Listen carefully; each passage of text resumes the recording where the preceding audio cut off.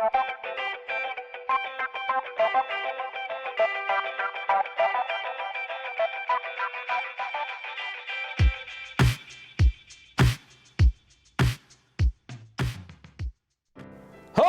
ho, ho!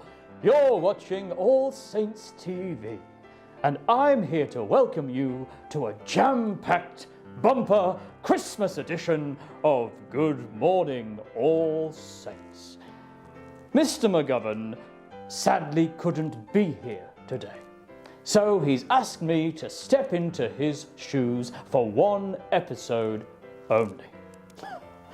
Now, you know me as Santa Claus, a fat, white-bearded, red-suited, jolly old man from the North Pole. But did you know that my real name is Saint Nicholas? That's right, I'm a saint, so I'd fit in very well at All Saints. In actual fact, I'm not from the North Pole at all, but from Greece. And I spent most of my life in Turkey. No, not the turkey I'll be filling my belly with on the 25th, but the country itself. Now, over the years, owing to various acts of generosity and goodwill, particularly towards the younger folk, I became known as the patron saint of children. And I'd be toasted on my feast day on the 6th of December every year. Sadly, as the years went by, I fell out of favour and people forgot about me until the 19th century, when poems such as The Christmas Friend and The Night Before Christmas put me back on the map in the guise of a red-suited, jolly old fat man that brought presents to children at Christmas time on a sleigh pulled by magical reindeers. Those poems went viral. I was a sensation, and the Santa Claus that you know and love today was born. But that's enough about me. Let's see how you've been getting ready for Christmas here at All Saints.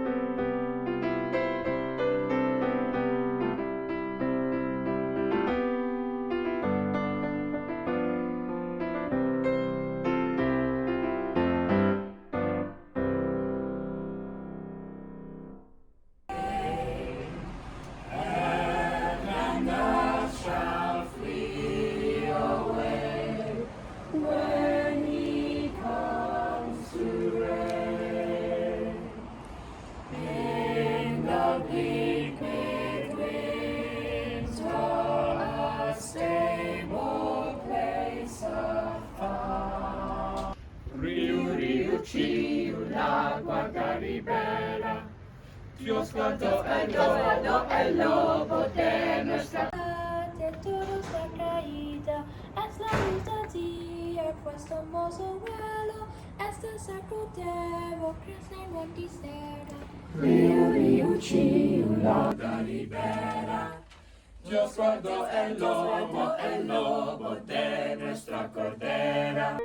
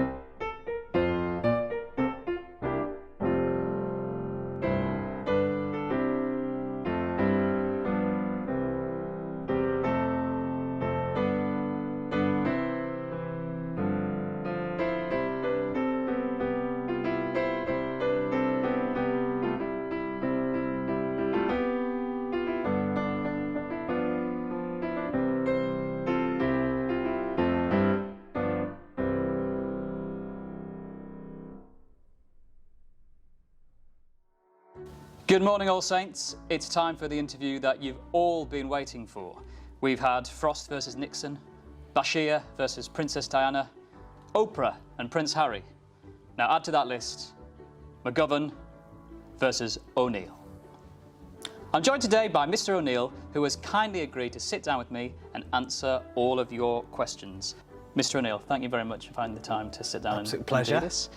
So we had around 100 questions in total. Oh, wow. Yeah. Okay. We've had to narrow it down. Okay, how many? 99? Yeah, roughly. Are you ready? I'm ready. Okay, so our first question comes from Kittis in year 8. Now, Kittis asks, nice easy one to start with, when and how was this school founded? Oh, that's a good question. So, if my history is right on this, the school was built in 1958. And they built 2 schools on the site. So where we are, this part of the site was the Cardinal Manning Girls' School, and where the sixth form college is straight across there, that was the Cardinal Manning Boys' School. So there was 2 schools on the site, and then over a period of time, there was a school just up near Notting Hill called the Sisters of Sion School. And that school merged with the Cardinal Manning Girls' School and became Sion Manning Catholic Girls' School. The Cardinal Manning Boys' School closed in the 1980s, and the sixth form college was built in the early to mid 1990s. And then in more recent history, in 2018, we became All Saints Catholic College and we became a mixed school. So there's a checkered, potched history of All Saints. Thank you very much. Isabella, year 10, asks, what inspired you to become head teacher at this school? Oh, wow, okay. So, I've been a deputy here. I've only ever worked in Catholic schools. I'm Catholic, I'm an RE teacher, and I saw that the job came up. I knew that it was going to come up as a job, and in 2014, 15, I knew that the school had been through a very difficult time, and I wanted to be the head teacher of a school that needed improvement, basically. And so when it came up, I thought, well, I'm going to go for this school and see if we can make it into a better school. So that's what really drew me to it. Fantastic. Leah, year 9, asks, and I love this question, if you were to liken the community of All Saints to any TV show or movie, what would it be? That is a brilliant question. Well done. Who was it, Leah? Leah, 9S. Leah, well done. A TV show or a film? TV show, yeah. Okay, so I would, I'm going to liken it to the film The Shawshank Redemption. Okay. Which is a brilliant film, and if you're old enough to watch it, because it's set in a prison. I'm not saying the school's a prison. Definitely not saying the school's a prison, so let's just be really clear about that. But it's challenging, at the start for the two characters in it, and they go through a really difficult time. And one of the guys who's in prison is wrongly accused, but it has a fantastic ending, and it has an ending where both of the characters are in a really happy place in their lives, and they enjoy life. Fantastic, great answer. I'm not sure that's a good answer. That's a great answer. This is from someone who hasn't given their name. This one's anonymous, which is interesting. Did you put this in? No. What was your school like, and were you a good student? Okay, that's a good question. So here's one for you. So some of you know this from an assembly. Myself and Mr. McGovern, we went to the same school, and I know you'll find this hard to believe, but I'm older than Mr. McGovern by several years. Several years. Yeah, absolutely. Yeah, leave it there. All right, chill out. My school, very similar to here in many ways. It was in the northeast of England. My dad was the head teacher. So he was my head teacher, was Mr. McGovern's head teacher. And actually, when I started there, it wasn't, it was a very bad school in the town. You know, it had a very poor reputation. But I think by the time I got to sort of GCSE and sixth form, it was the best school in the northeast of England, and continues to be so. So I loved school. I learnt so much from school, threw myself into lots and lots of things. Was I a good student?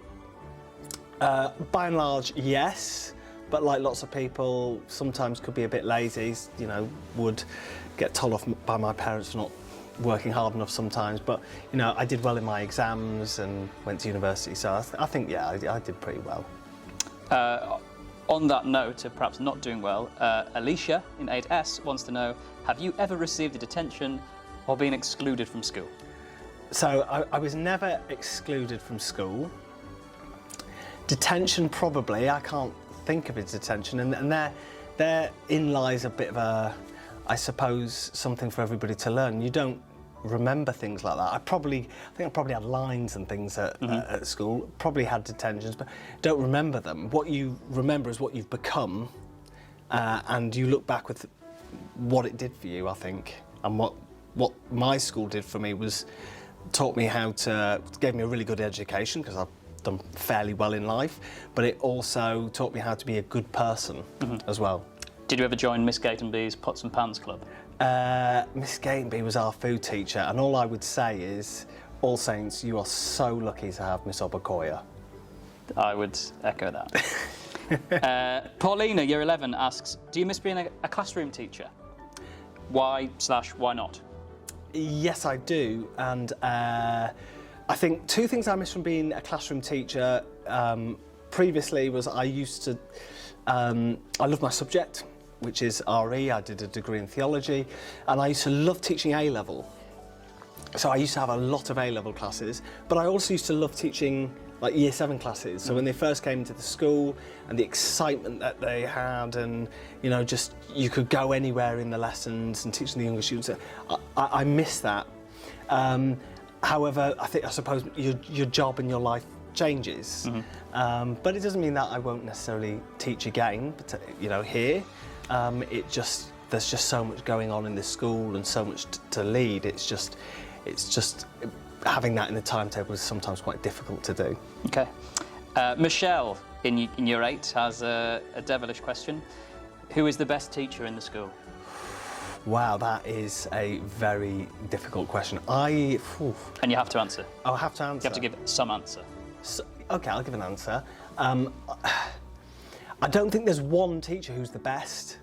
There are lots of like phenomenal teachers actually, and if I look back to when I first started here, and even if I look back to other schools I've worked in, I think the teaching staff at this school are the best teaching staff I've ever worked with. Just because of how hard they work, how positive they are, how willing they are to, ready to get stuck into things.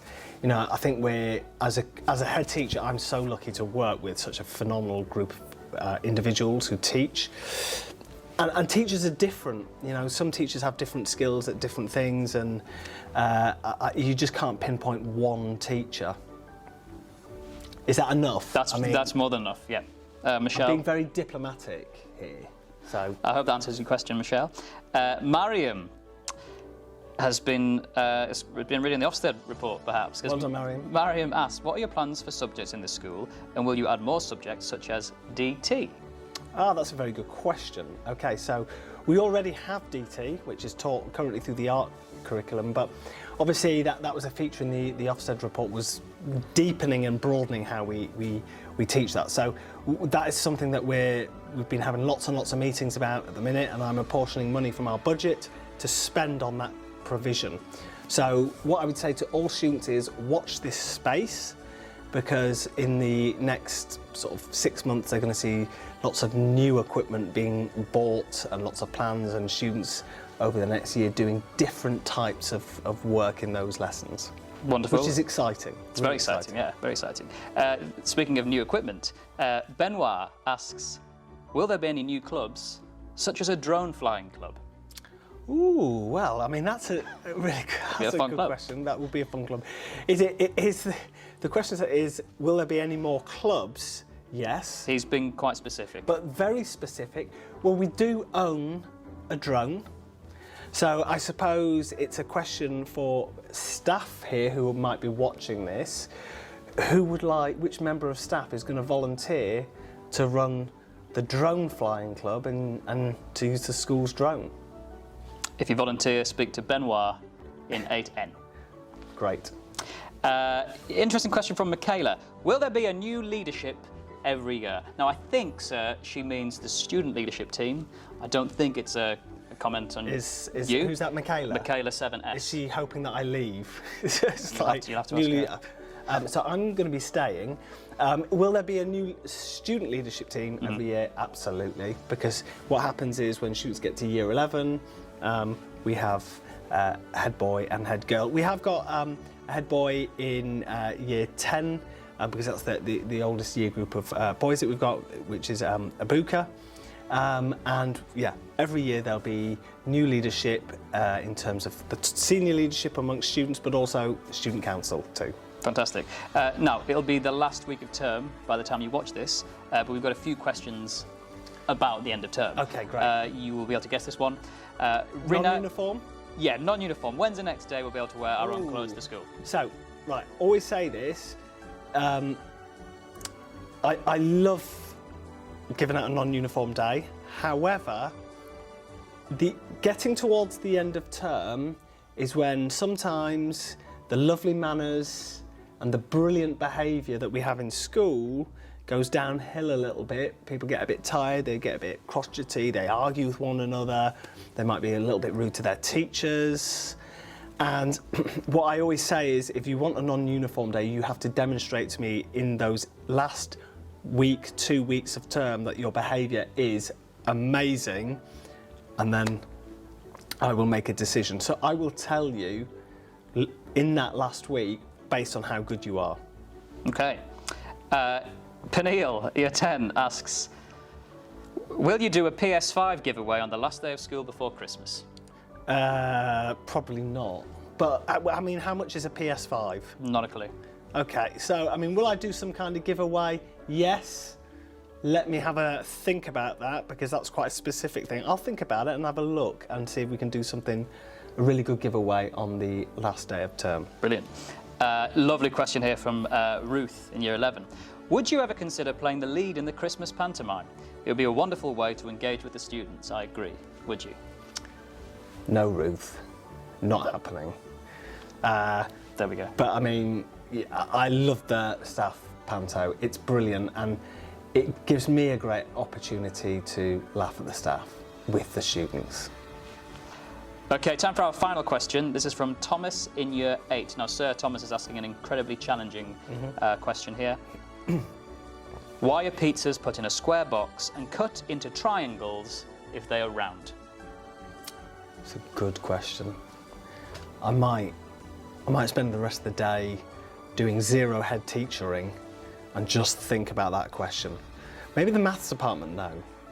Maybe speak to them. It's a shape, or maybe it's a philosophical question that nobody knows the answer to.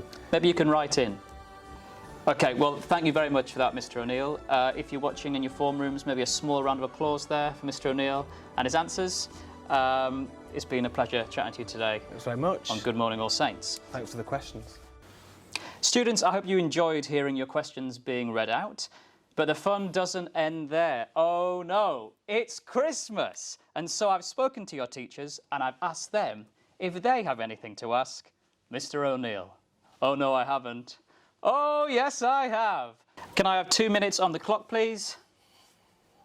Nice.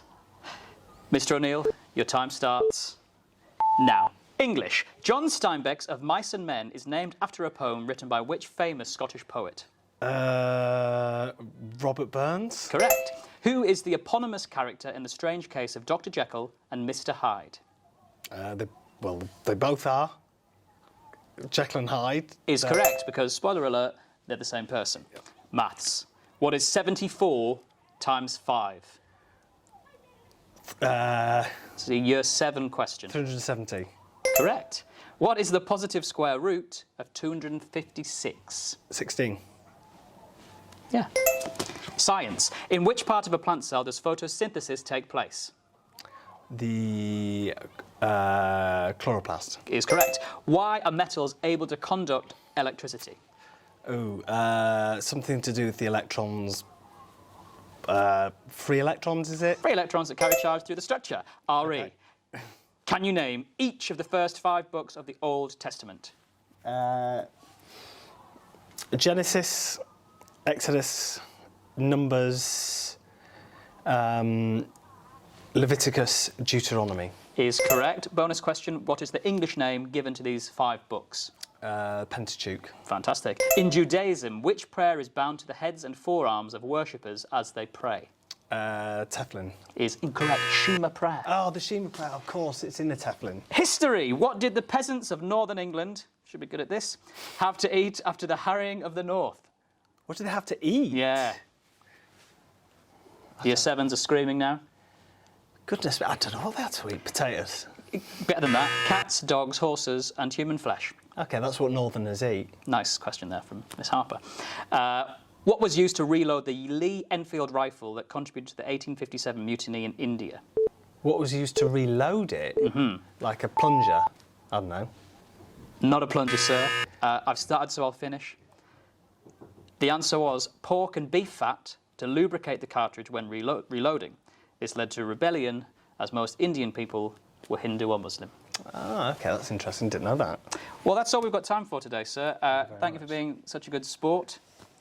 Thanks. And for showing us... And if you can tell me the subjects that I got wrong so I can see those subject leaders. Absolutely, sir. Let me pop that in an email to you. Going to be having words with them. Well, Mr. ONeill, thank you so much for joining us today, and well done. I think you'll all agree that was irritatingly impressive. Thanks. It's my show, but it is your school.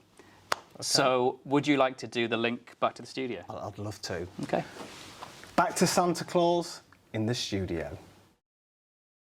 Well, that's all we have time for this week on Good Morning All Saints.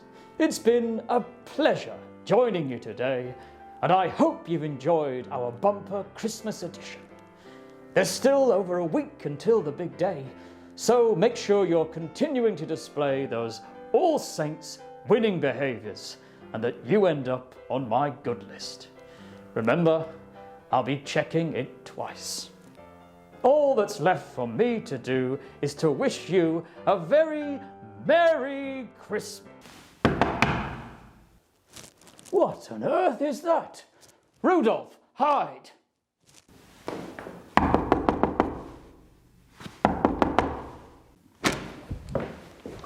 Santa! Wow! Hey, you look good. What are you doing though? And what's happened to my studio?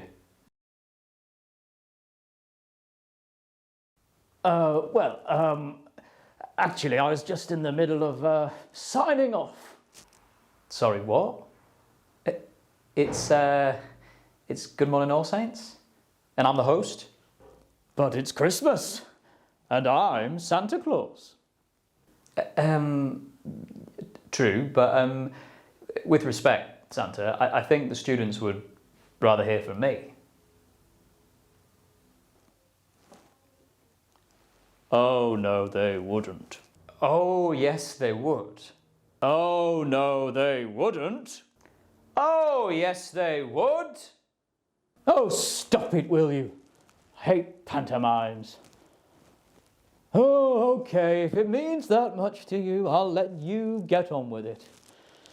I've got to go anyway. Need to pick up some face masks for the reindeers. Okay, thanks. Do you want me to show you out? You'll have to sign out. Elf and safety. Oh, ho, ho, ho, how original. No, it's okay. The sleigh's parked outside. I'll just hop out the window. Goodbye, All Saints. Okay. Bye, Santa. Nice to meet you.